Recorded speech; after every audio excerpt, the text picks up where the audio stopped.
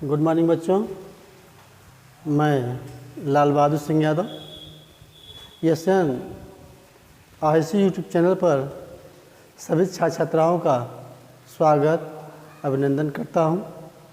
आज की टॉपिक है संविधान निर्माण। संविधान निर्माण में देखिए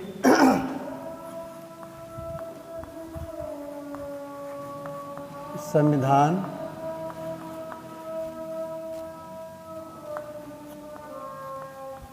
निर्माण, यही आपकी टॉपिक है। संविधान निर्माण में एक पॉइंट आता है लोकतंत्र। लोकतंत्र एक पॉइंट है इसका। बिना लोकतंत्र का संविधान नहीं हो सकता। जहाँ लोकतंत्र है वहीं संविधान है, ठीक है ना। तो लोकतंत्र के बाद थोड़ा समझ लीजिए। लोकतंत्र, लोकतंत्र, लोकतंत्र का मतलब होता है, लोकतंत्र एक शासन का एक रूप है। लोकतंत्र शासन का एक रूप है जिसमें जनता शासकों का चुनाव करती है। जिसमें जनता शासकों का चुनाव करती है। कहने का मतलब यह है कि इसमें जनता के द्वारा चुन करके लोग आते हैं। लोकतंत्र है। लोकतंत्र मतलब जनता, लोक माने जनता, तंत्र माने जाल। लोकतंत्र हो गया। इसमें है लोकतंत्र शासन का एक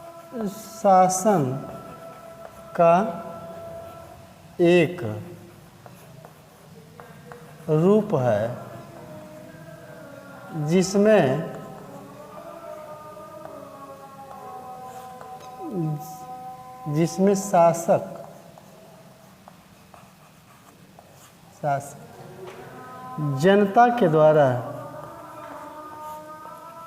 जनता के द्वारा चुना जाता है।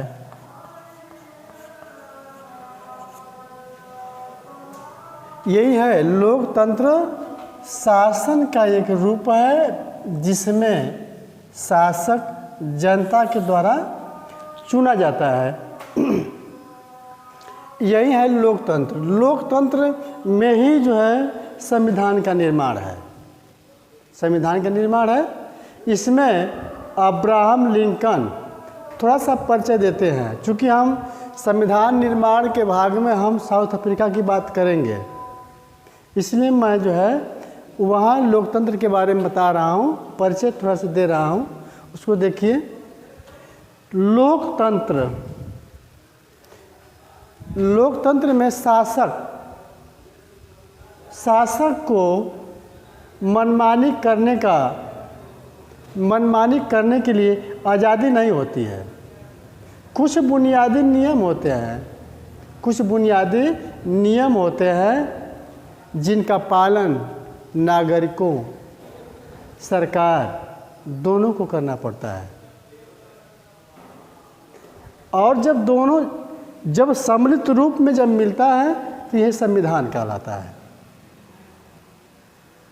संविधान देख लो। संविधान पहले देख लीजिए। संविधान जहाँ समान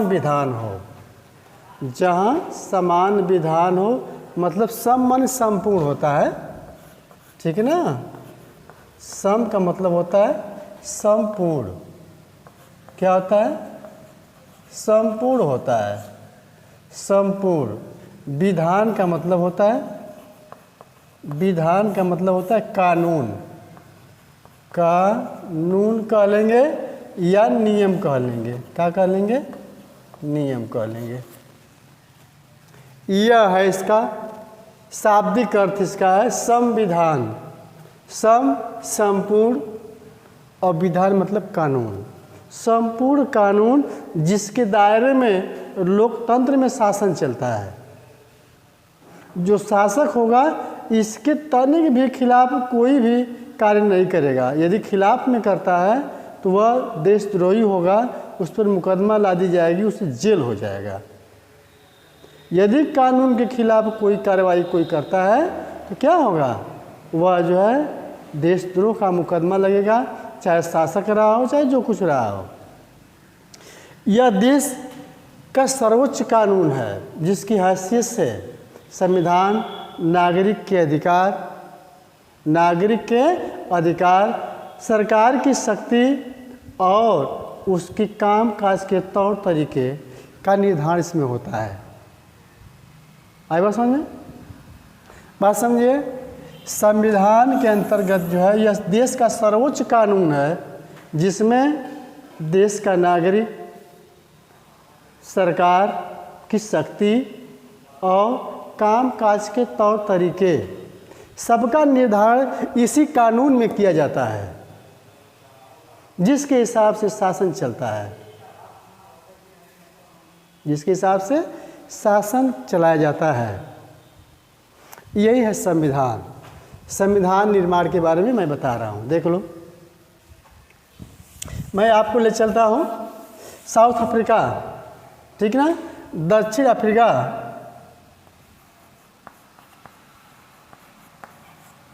दक्षिण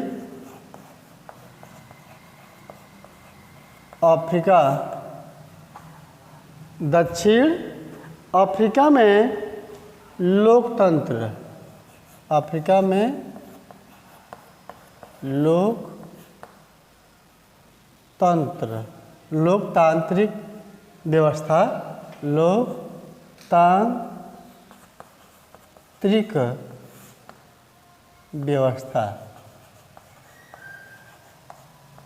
व्यवस्था कह लेंगे, क्या कह लेंगे, दक्षिण अफ्रीका में लोकतांत्रिक व्यवस्था कह लेंगे या संविधान कह लेंगे, व्यवस्था कह लेंगे या संविधान। ठीक है ना, संविधान यह न है,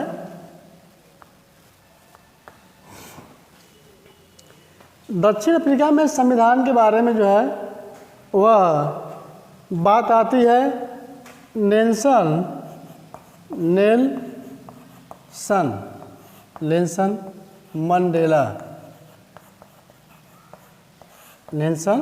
मंडेला। इनका कथन है, यह चाहते हैं कि संविधान ऐसा हो जिसमें किसी भी जाति वर्ग का या भाषा से, चाहे किसी भी जाति धर्म का जो हो व्यक्ति हो, उसमें कोई भेद न हो, सबके लिए समान कानून। यहाँ श्वेत अश्वेत की बात चलती है, रंगीन चमड़ी वाले की बात चलती है। साउथ अफ्रीका में जो है नेल्सन मंडेला ने इस बात को कहा कि मेरा कथन है, मैं इस बात को कह रहा हूँ कि मैंने गोरों के प्रभुत्व का विरोध मैंने किया, खिलाफ के लिए मैं संघर्ष किया। कहा मैंने गोरों के प्रभुत्व के खिलाफ संघर्ष किया और मैंने ही अश्वेतों के प्रभुत्व का विरोध भी किया। दोनों किया। किसका किया? गोरों का मतलब श्वेतों का और अश्वेतों का, दोनों में टकराव है। कहने का मतलब यह है कि 3/4 भाग, 3/4 क्या है? अश्वेत और 1/4 क्या है? श्वेत है। यह जो श्वेत है यह 17वीं व 18वीं सदी में ये यूरोप से आए हुए थे, और अपने बलबूते, अपने जो है क्रियाकलापों के माध्यम से लड़ाई के माध्यम से इन्होंने साउथ अफ्रीका पर अधिकार कर लिया। ठीक है ना, जोर जुर्म की हिसाब से जो है इन्होंने साउथ अफ्रीका पर अधिकार कर लिया और यहाँ पर यह शासन करना शुरू कर दिया। वह कितने हैं? 1/4 और 3/4 जो है अश्वेत है, हिंदुस्तानी है, हिंदुस्तानी व रंगीन चमड़ी वाले हैं, रंगीन चमड़ी वाले। रंगीन चमड़ी वाले का मतलब होता है यह मिश्रित कहते हैं इनको, यह श्वेत और अश्वेत का जो मिश्रण है वही रंगीन चमड़ी वाले, काले और गोरे दोनों हैं, अश्वेत काले हैं, हिंदुस्तानी व रंगीन चमड़ी वाले। ये कितना है? 3/4 है और ये 1/4 है। इनका शासन इन पर है। आप समझ जाइए, ये शासन यूरोप से आए, 17वीं 18वीं शताब्दी में आए और जैसे हिंदुस्तान को गुलाम किए थे उस तरह से साउथ अफ्रीका को गुलाम बना करके शासन कर रहे थे। और इसमें यह भी कहा गया रंग भेद के हिसाब से 1964 में 1900 देखा यहाँ लिख दें रंग भेद का मतलब है इसमें जो है श्वेत अश्वेत में ये विरोध है। रंग भेद के खिलाफ संघर्ष उनका है, रंग भेद के खिलाफ संघर्ष, रंग भेद के खिलाफ संघर्ष।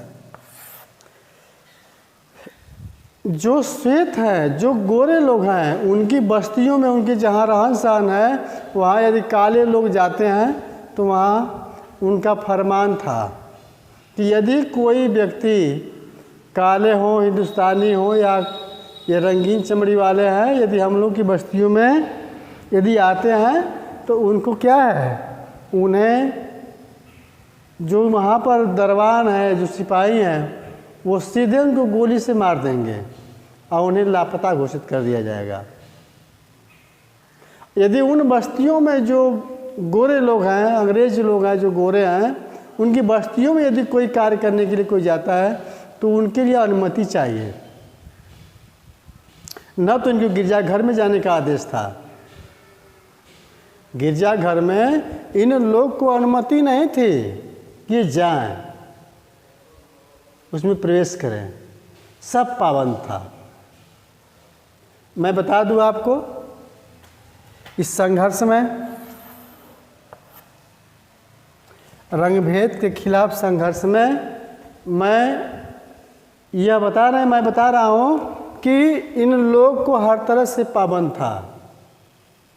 इनसे कोई, उनके रहन सहन से कोई करीब नहीं था, सब दूरा था।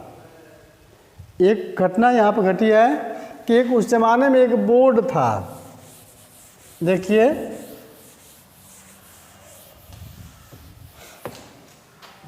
1953 में एक साइन बोर्ड था, एक साइन बोर्ड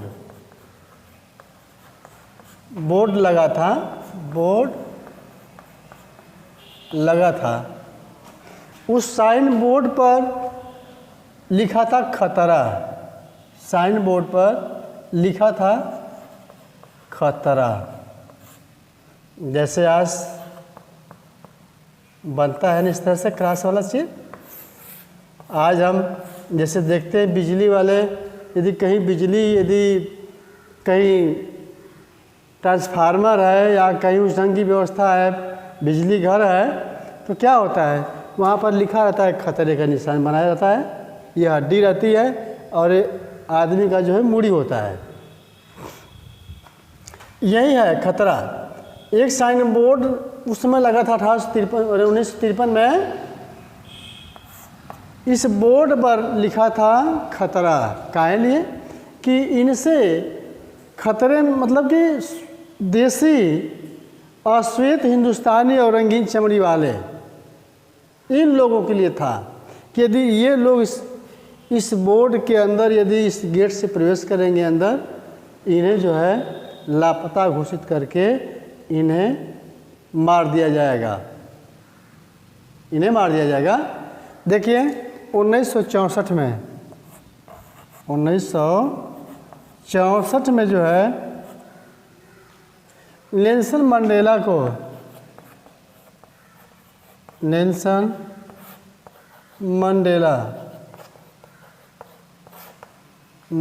को जेल कर दिया गया, जेल हुआ।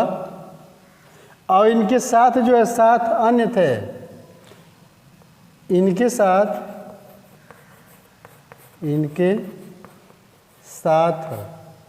7 लोग, 7 अन्य, इनको जेल हो गया। जेल का मतलब आजीवन कारावास। साउथ अफ्रीका में सरकार के खिलाफ कोई कार्य करने पर लोगों को रंग भेद में के खिलाफ कोई कार्रवाई आप कर रहे हैं, उसके खिलाफ में ये मुकदमा दायर सरकार करती है और देशद्रोह के मुकदमे के हिसाब से आजीवन कारावास हो गया। यदि कोई व्यक्ति शासन के खिलाफ में यदि कोई कार्रवाई करता है, कोई कार्रवाई करने की कोशिश करता है, तो क्या होता है, वह तुरंत ही उन्हें देशद्रोह का मुकदमा कर देती थी और उन्हें जेल में डाल देती थी। कोई आज़ाद होने की बात कोई संगठन बनाता है उसके सरकार के खिलाफ लड़ने के लिए, तो तुरंत जो है पकड़ करके देशद्रोह का मुकदमा लग जाता था। लेकिन हुआ क्या, देखिए 1950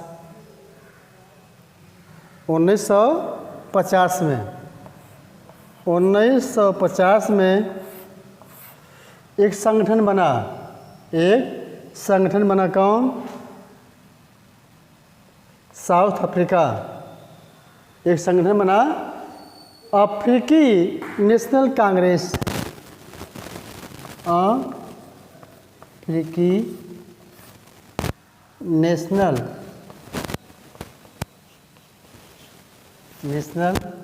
कांग्रेस।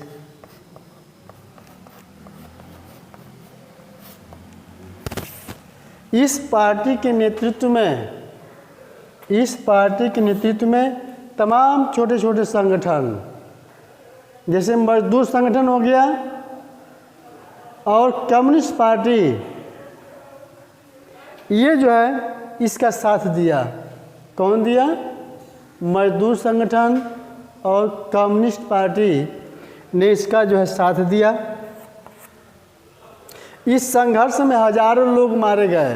कौन मारा गया, अश्वेत लोग, हिंदुस्तानी, रंगीन चमड़ी वाले, सभी लोगों की हत्या कर दी गई। और धीरे धीरे जब यह संघर्ष जारी रहा, इस संघर्ष के जारी रहने से वह जो है गोरे लोगों की जो सरकार थी साउथ अफ्रीका में, वे क्या किया, वे धीरे धीरे हताश होने लगे और यह समझ गए कि अधिक दिनों तक मेरा शासन यहाँ पर नहीं रह पाएगा। और यह धीरे धीरे उनसे जो है वह सहमति जताने लगे। और एक समय ऐसा आ गया, जिन लोगों को आजीवन कारावास किया गया था, नेल्सन मंडेला, इनको 28 वर्ष के बाद जेल से आज़ाद कर दिया गया।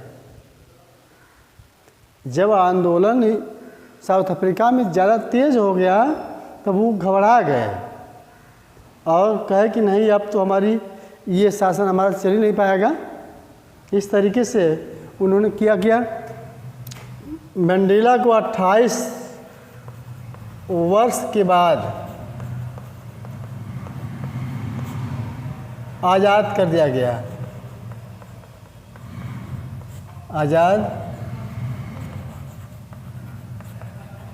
कर दिया गया। आज़ाद हो गए। आज़ाद होने के बाद 26 अप्रैल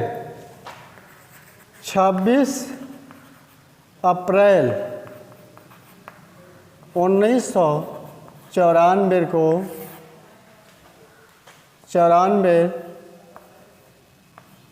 की मध्य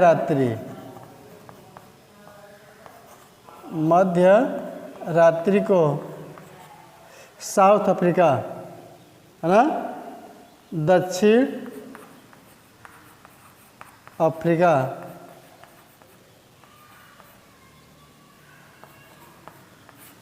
आज़ाद हो गया। आज़ाद हो गया कहने का मतलब अपने आप को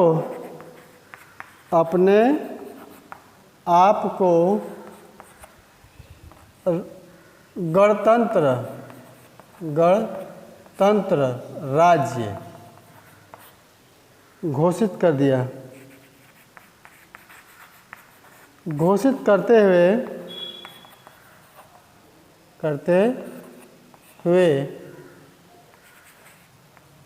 अपने झंडे को लहराया। झंडे को लहराया। इस तरीके से साउथ अफ्रीका आज़ाद हो गया और आज लगभग 20वीं शताब्दी में ही विश्व के लगभग देश जो है स्वतंत्र हो गए। इसको पूर्ण आज़ादी मिली है। कब मिली है? 26